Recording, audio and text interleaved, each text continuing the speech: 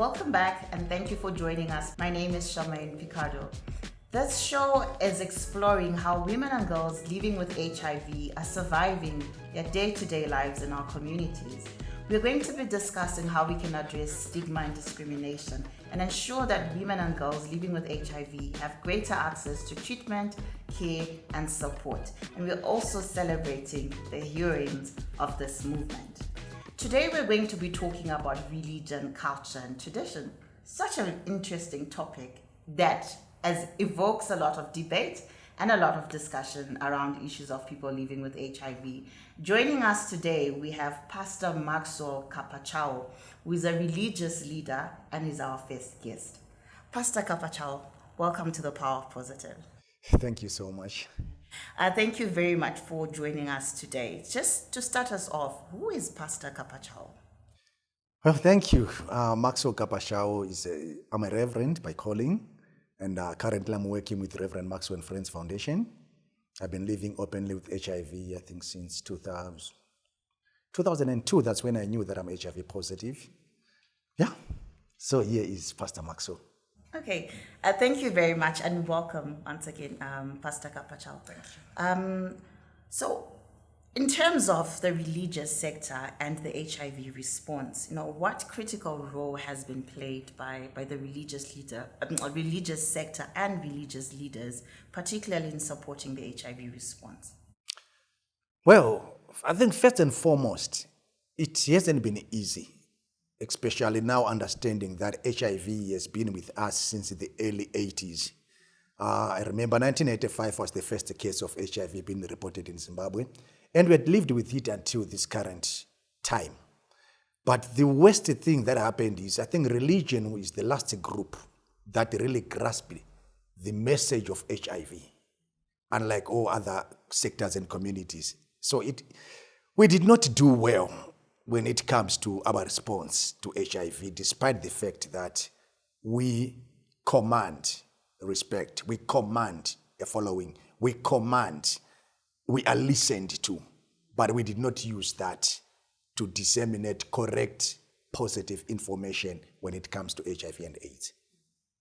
And just drawing more on what you've said, with the religious sector being the last sort of embrace the message of HIV, the message of acceptance and living positively. How did this perception then affect or negatively affect the HIV response? In that scenario, it has been so bad, considering that there is a temple, there is a church, there is a place of worship in any setting, in every community.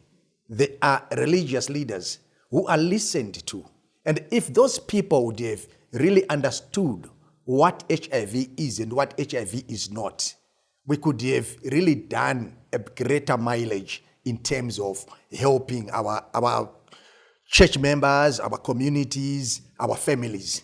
But instead, religion looked on HIV on another side. And to say it more, I think religion distanced itself and saw it not as its problem, but is the problem of those out there to which we never wanted to be associated with anything.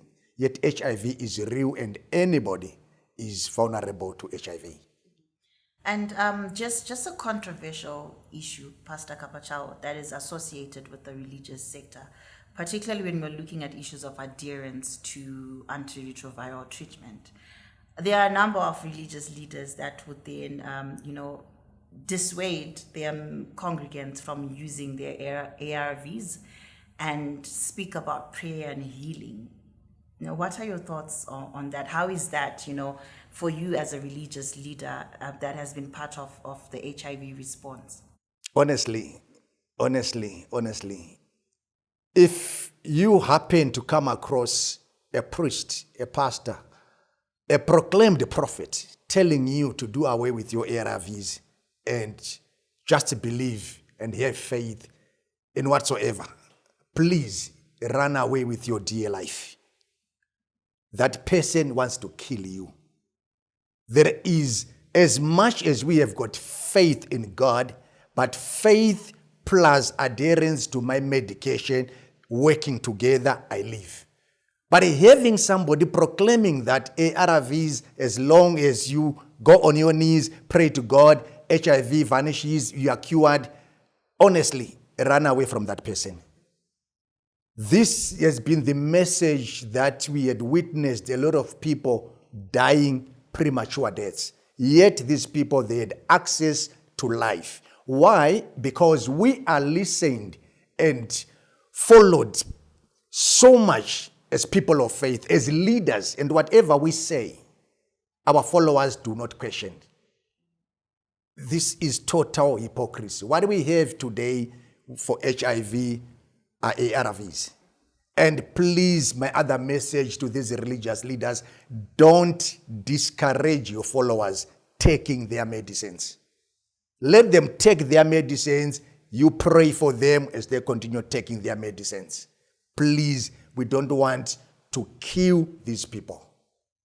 That's my message out there. Okay, thank you very much for the message, Pastor Kapachao. But now when it comes to issues of stigma and discrimination, has the religious sector really dealt with this?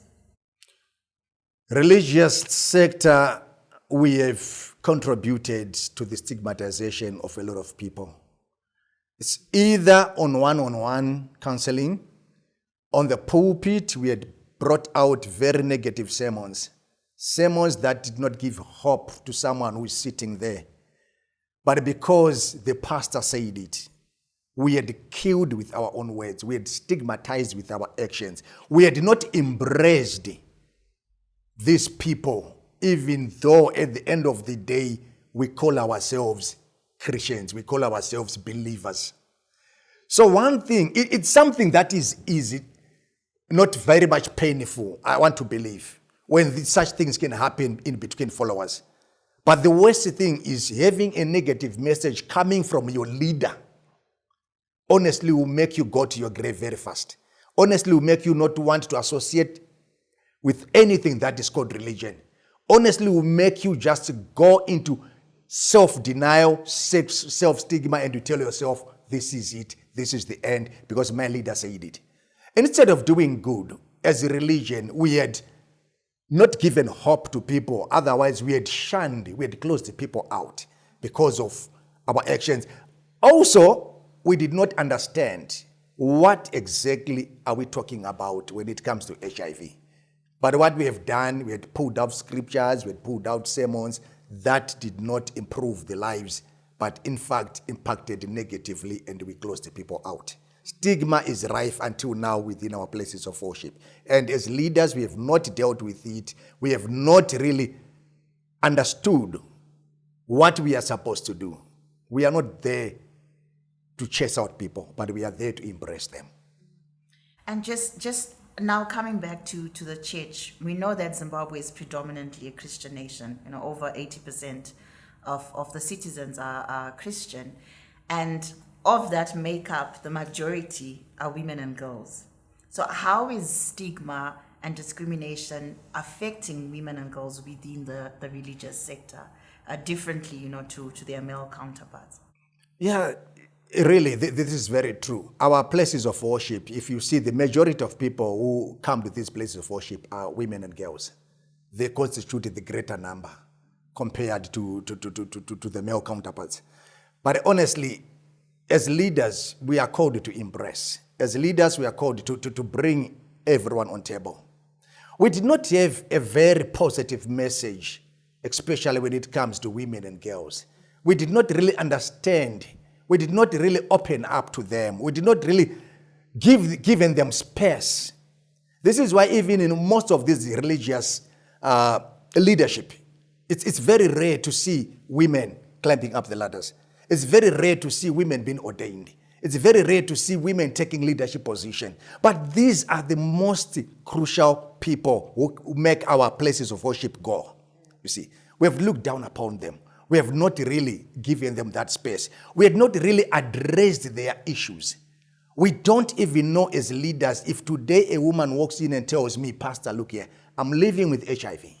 I don't have a good message for you. I don't know how best to handle this person.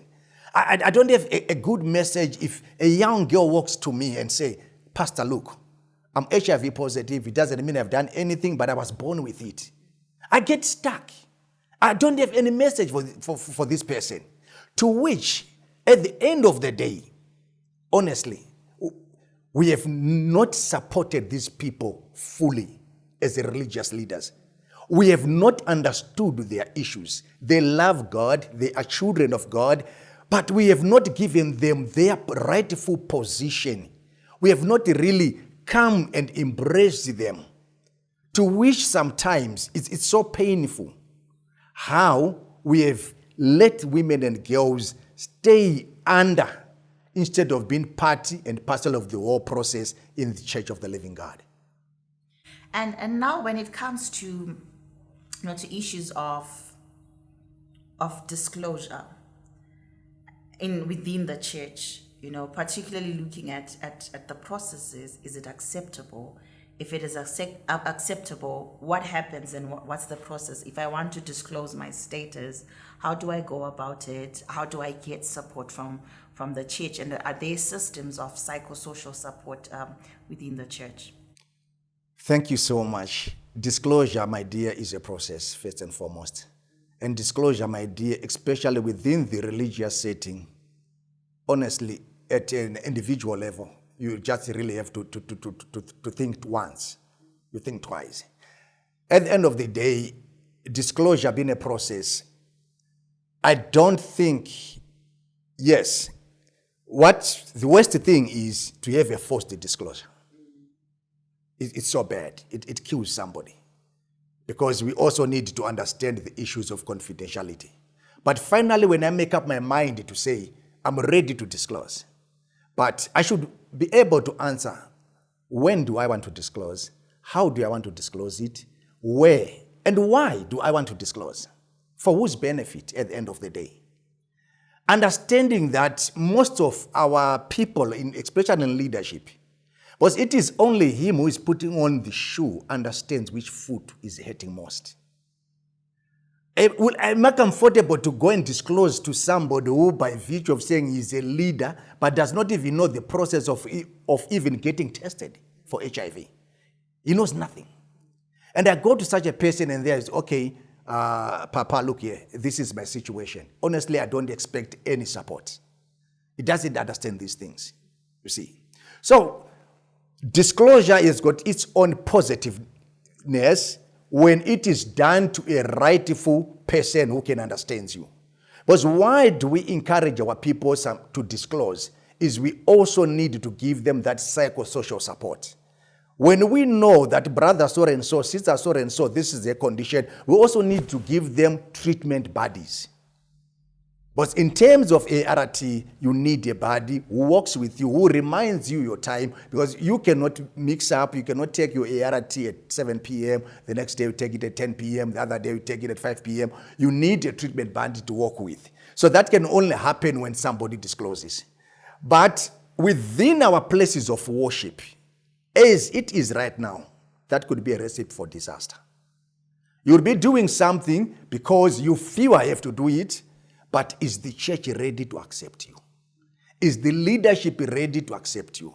We can accept you verbally, but our actions speaking the opposite. Will you be placed in leadership position tomorrow because of your status? Will you be allowed to participate in other church activities because of your status? But we have seen these things happening. We have witnessed these things. So finally, before somebody discloses, really, you need to really understand there are pains to be paid. And when such happens, you also need a safety net. What if they don't understand me? Where will I have a shoulder to lean on? Where will I cry on? But the worst thing is when your pastor, instead of embracing you, instead of giving you a shoulder to lean on, denies you that. That's the worst thing that can happen when it comes to somebody living with HIV. Where you feel this person is my last hope and it denies you that opportunity. Or, after talking to your leader, that can become the sermon on Sunday. How do you feel? How do you feel? You see, so there should always be a safety net. Whatever that they are going to do, I don't mind how they are going to respond, but I'm assured I've always got a shoulder to lean on. I've got a safety net. Only then. Because I don't want somebody to disclose for the sake of disclosing. I don't think that can go well. But our places of worship, we are not yet ready. Some have gone far to understand, to say, no, now we have got these HIV and AIDS offices, desks, we have got officers, now we have got these healthy within our places of worship. But practically, are we practicing what we are trying to preach? That is very missing within our places of worship. Disclosure at the end of the day, we need people to disclose because we know they get all this support. But are we ready as a church to walk with them when they come to us and disclose? Okay, thank you very much for that, Pastor Kapachao. And just looking at the church being a source of support. And now with the COVID-19 pandemic, we have the restrictions, our mobility is limited, and particularly so for women and girls, who already have their mobility compromised without even the COVID-19 restrictions. How have the people within the church that are living with HIV, how have they been affected, especially looking at their support system that is within the church? It hasn't been easy now with the advent of COVID-19. Honestly, it hasn't been easy for women and girls, especially within our places of worship. Over time, sometimes as leaders also we get stuck. We don't even understand what is happening with this COVID. Even if when we look on the statistics, we will see that the majority of the people that so far are really taking medication, are really on ARVs, the majority are women. And these women, it starts from the family. From the family, it goes into the community. Community, they make up the church. So, in that scenario, it hasn't been easy. Yes, they've been here and there, we experience shortages of medication. How to maneuver from point A to point B for these people to access their medication has always been a challenge. How to really say, even put food on the table. Because she is a member of our church. She is a mother. She is a sister. And even our tradition, all those things, they fall on the shoulders of a woman. And now we have COVID. And at the same time, this person is faced with HIV. She has to balance all this. And without a very balancing mechanism, the systems have never been working. Already they've not been working before COVID. And then now the situation is worse with coming on board with COVID now. We have seen women and girls being so much vulnerable. They need that support. And we don't know. We have become clueless as a religion. We have not played our part to assist these women. We have not played our part to assist these young girls. We have not been really there for them as a religion. Otherwise, we have failed them in reality. And just lastly, Pastor Kapachao, what is your call to action to the religious sector, particularly the religious leaders? Well, to my fellow leaders, please, HIV is not a death sentence. There is no reason whatsoever for somebody to kill someone's child with something that is very minute, like HIV. Something that is manageable, something that is, when it is manageable, death is postponable. There is no point for us to continue demonizing HIV. There is no point for us to continue giving people false messages and false hope. Honestly, what we have today is a miracle in the form of ARVs. Let us not denounce our congregates from taking their medicines. Instead, let's support them. Let's monitor them. Let's work with them to their medication centers. Let us be their treatment buddies. At the same time, praying with them. There is no reason whatsoever to lose somebody today because pastor told me to leave my medication. Pastor gave me holy water. Pastor told me by faith, if I pray and fast for 2 weeks, then this HIV will go. Let us not kill our own. Instead, we are there to support them. ARVs are miracles. I am what I am today because of miracles. Because of these ARVs. I started in 2005 until today. So, when people say they don't see miracles, I am a miracle because of these ARVs. God of miracles who works in different ways made it. We prayed at one time in Africa for the availability of these ARVs. And we are the very same people now who are demonizing them, who are underplaying them to say they don't work. Why are we shooting ourselves in the foot? Why do we want to kill our followers? Instead, let's encourage them. Miracles are still happening, and I'm part of this miracle. At the same time, that has not stopped me from worshiping God, that never stopped me from speaking in tongues, that it never stopped me from doing anything in the house of God. Thank you. Thank you very much, Pastor Kapachao. If we were in church, I think at this point, that's when I would say amen. Thank you. Thank you very much for joining us today and for sharing with us a message of hope. Join us after the break as we continue this conversation. I'm committed to helping women access justice and better health care as a he-for-she ambassador. And so, today, I urge you to join me and others to ensure a safe environment for all women.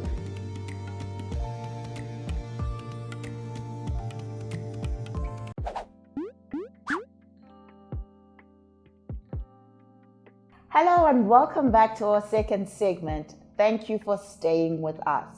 Right now we are joined by our second guest, Gogo Eunice Kapandura, who's a cultural rights activist. Gogo Eunice, welcome and thank you for joining us on The Power of Positive. Thank you so much, Charmaine, for having me. Who is Gogo Eunice before we start this conversation? I don't know who chose to call me Gogo Eunice, but I think it's because of the role that I play in the society. I have my grandmother's name, and I travel in spaces as I move. Sometimes I'm in the present, sometimes I'm in the past, sometimes I'm in the future. Every time, be it in a bus or what.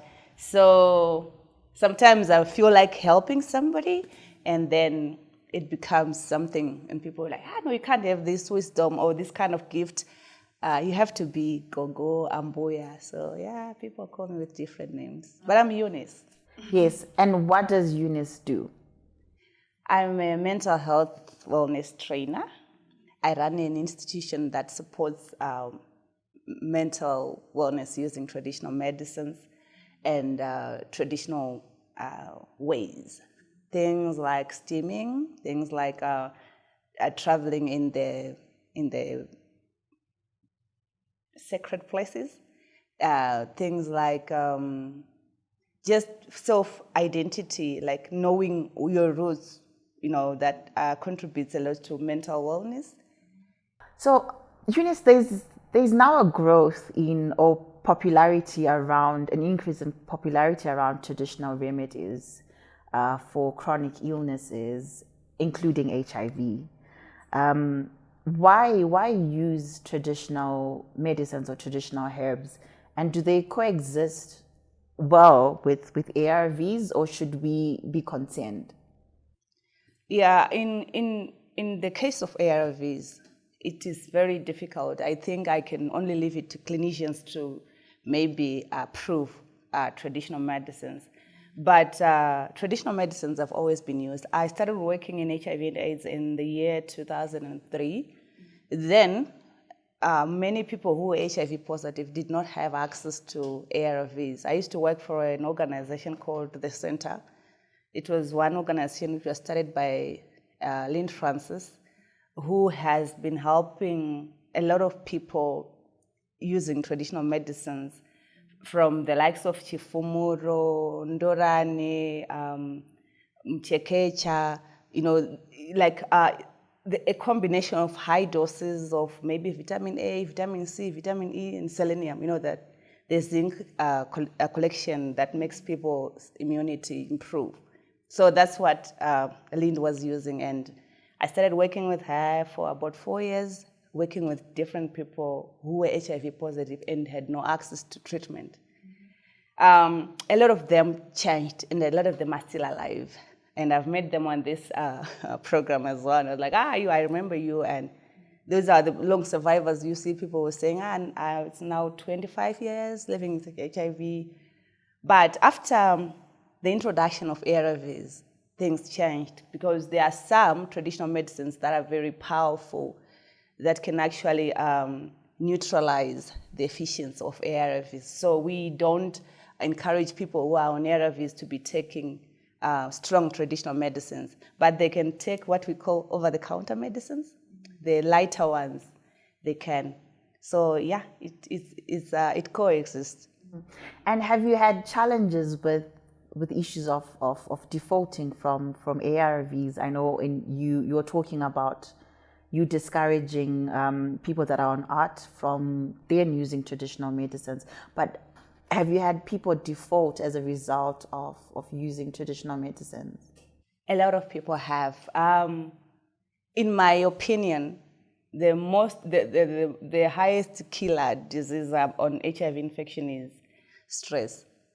So you find when people find out they're HIV positive, they're usually in denial. And maybe if they accept, they still face discrimination from their loved ones. They lose jobs, they lose relationships.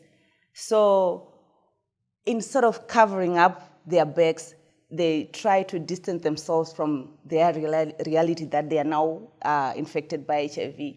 So you find particularly the adolescents, like children who were born with HIV, and like now they're growing into this independent mode where they want also to start up families, they want to find love, they want to be, new people all together. Yes, they can say, I've heard about Zumbani, which is a very good immune booster. It clears most facial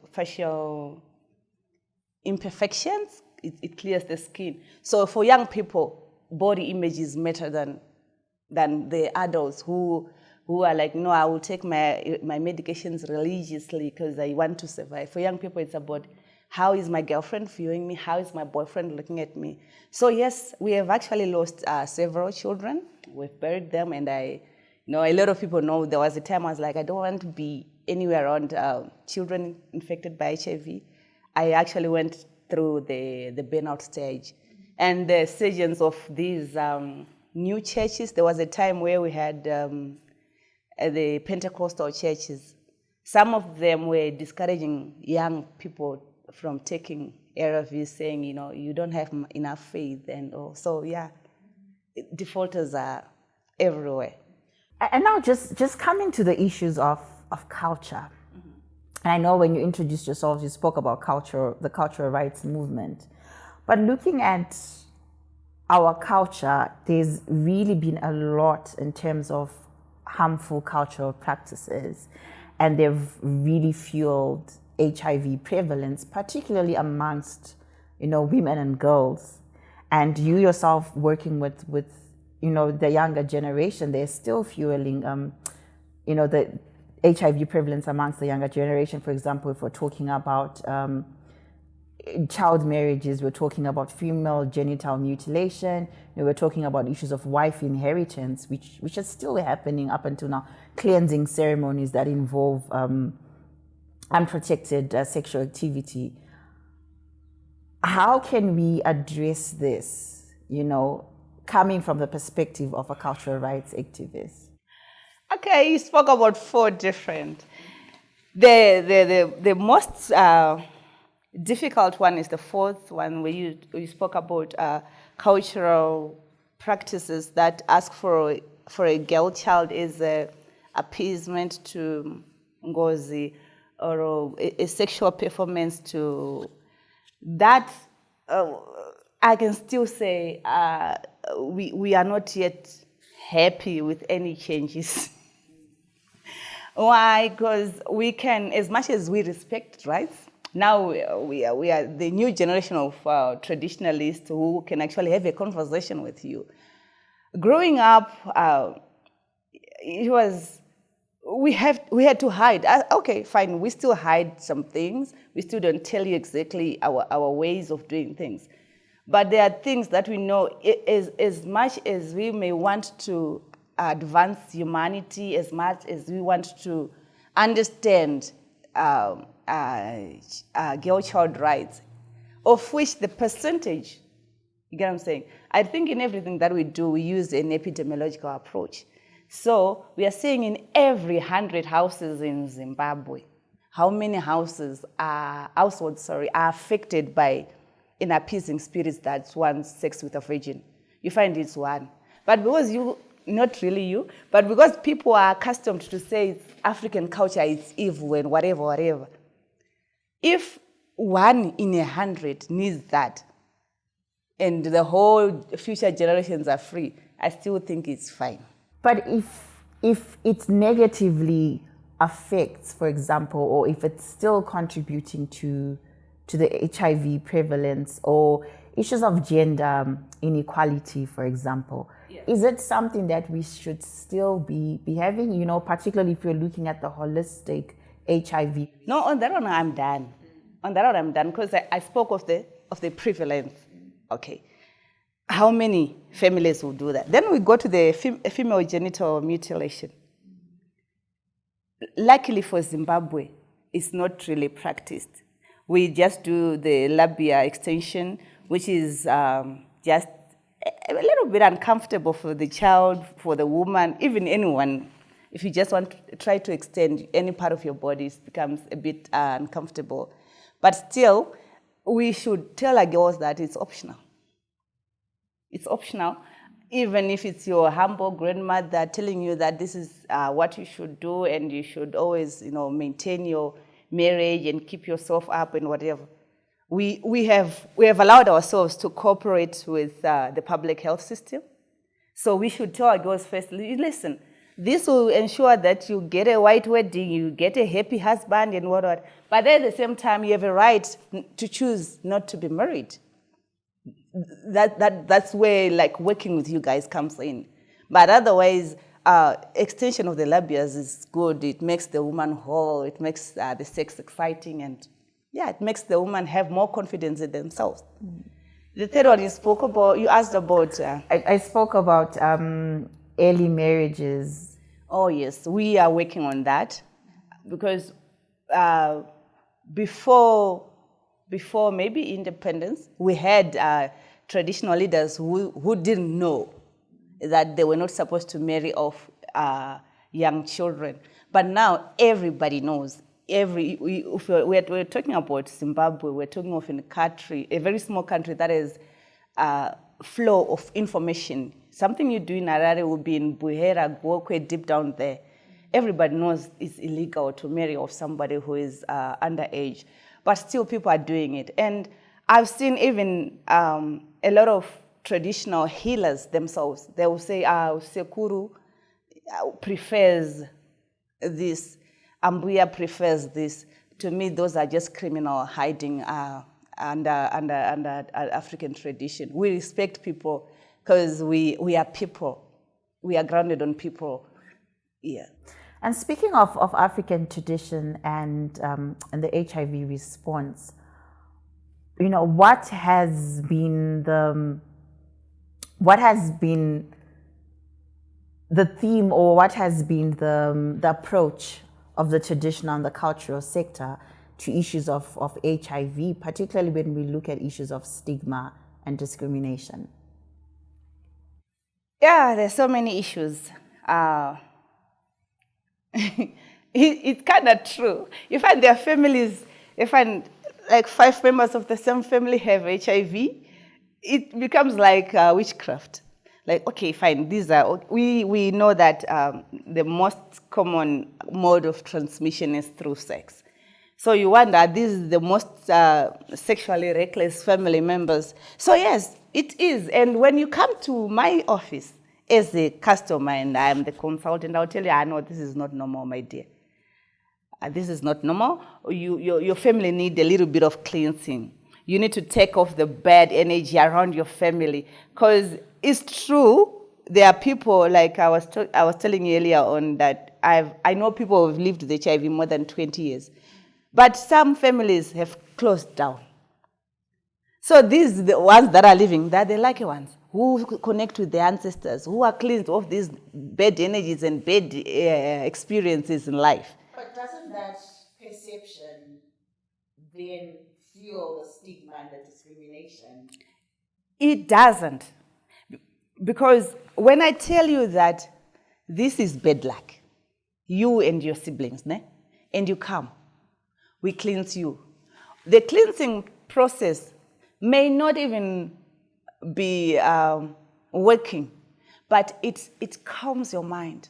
It brings a balance between your mind, body, and soul, and that's the whole purpose. Because when I give you ARVs and you are not psychologically ready for them, you can hide them, you can default, you can throw them in the bin. But when I tell you that, no, your ancestors are happy with you and they want you to grow and they want you to live longer, this is the mode that they brought to your life. Same way I can say, your ancestors want you to travel in a nice car than walking barefoot. So that's the relationship of the psychology and traditional medicines. You need to help your customer understand. But what are the teachings then, or if we're talking about awareness raising amongst communities and community members, what are the cultural rights activists or the cultural rights movement and traditional movements teaching? What is the theme, particularly if we're addressing issues of stigma and discrimination within the HIV response? Our main theme is know yourself. When we say know yourself, we're talking about knowing your real name, knowing your clan, knowing your totem, knowing your blood group, knowing your HIV status, knowing your corona status, right? But make a decision based on what you see on the ground. You have seen how many people who are dying because of HIV. You have seen how ARVs are improving people's lives. We are working with them in this way. So if you are already on ARVs, you have to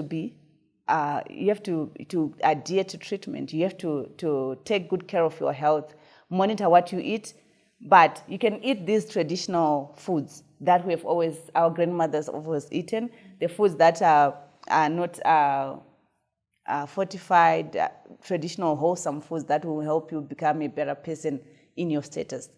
But we really recommend people to take the test and get treated, because it works.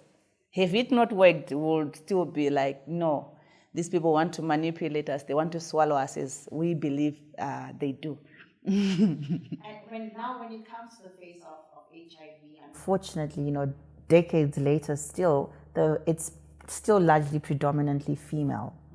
And if we're looking at gender inequality, there are some cultural norms that are still fueling gender inequality. And how are you addressing this, particularly looking at trying to improve women and girls that are living with HIV's lives and well-being? Yeah, the most harmful practice that is still being done in Zimbabwe is wife inheritance. It has been sugar-coated to say as long as there's mutual understanding and what. But the whole wife inheritance process comes from a cultural tradition. It's what has always been done over and over. We're working around that because it's still those groups of people who hold on to their beliefs and don't want to just change as information comes. But yes, women are disproportionately affected by HIV. We encourage women to have a little bit of economic empowerment, self-empowerment, because apart from having something to go by the end of the day, women have to resort to harmful sexual practices, like just getting into early sex for food, or just marrying somebody who has a whole pool of wives for security. So if we can have better living conditions for women, we encourage them to do farming, but people have choices and people do what they want. And just lastly, in your in your own words or in your own reflections, how has the cultural rights and traditional movements like positively contributed to the HIV response? It has really, really contributed. I think, in like 25%. Why? Because like I said, whatever ailment, be it TB, other opportunistic infections, as Africans, we believe in this thing about luck and the unlucky. We believe that someone owes us something somewhere. So as much as we know about it, I'm talking of intelligent people, I'm talking of maybe doctors who will tell you, I've been through this, whatever, but no, I think I need to have a conversation with my ancestors. That way, when someone has that closure, when someone knows themselves throughout, then they can be able to cope with any ailment that comes their way, including HIV. So you find the more people are grounded, the more they can uptake the treatment, the more they can live freely and cope with things like stigma and discrimination, and make lives better. And are traditional and cultural leaders fully educated and aware of the myths, the misconceptions, the messages, the positive messages that we should be encouraging when it comes to HIV? Some of them are, unfortunately not all of them. There are some, like I remember in one Sinata conference, who are like totally against treatment. And they tell you that there's nothing that Gushu cannot take care of. Gushu is our blended mixture of traditional medicines, very powerful medicines that cleans, it actually detoxes, removes toxins, and improves a person's life. But because of the toxicity level, it is not also recommended to take it like regularly, of which ARVs, they have already been regulated, so you take just a small portion daily. So when you try to explain, you say, Madela, you know what, we are like this, but this Guchu works, but we need something to stop this virus from growing. They will think, now you have been swallowed. You have been swallowed by these new informers who tell you that ARVs work all the time. So we still have a long way to go. We hope with partnerships we'll be able to train every traditional healer and train the traditional leaders too, the chiefs that listen to the traditional courts in the villages. So there's need for more training. Thank you very much for joining us, Eunice, and sharing with us, from the perspective of cultural and traditional leaders. But just before you go, what is your call to action to other cultural and traditional leaders? My name is Eunice Kapandura, and I'm blessed to be a spirit medium, and I'm blessed to be a mental health therapist. I have one message to all other spirit mediums and traditional healers. It's time we equip ourselves with modern technologies and support the public health system, because we are the ones that inform them. Remember, our people trust us more than they trust their doctors and what. So you as Ambuya or Osekuru, take time to learn. Just read how ARVs work. Just read how corona affects, how viruses work, how bacteria work. It's your personal role. Together we'll make the world a better place. We cannot take blame.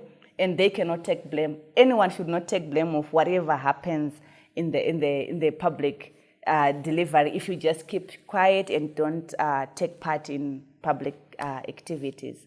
I know you go to the mountain and explain to your ancestors. I did, mine understood. Okay, thank you very much for joining us, Eunice. Thank you, Shabir. And having this discussion with us. Very interesting perspectives coming in that you're also sharing with us. Thank you very much for joining us for today's episode, where we were discussing the impacts and the effects of the religious and cultural and traditional sectors on the HIV response when we're looking at strengthening support, care and treatment for people living with HIV, especially women and girls. We had very interesting discussions today where we had Eunice Kapandura, a cultural and traditional leader, as well as Pastor Maxwell Kapachao, who's a religious leader. This has been The Power of Positive. Thank you for joining us. Proudly brought to you by Lighter Development Institute with the support of UN Women Zimbabwe. Don't miss the next episode. We continue with the conversation. Goodbye.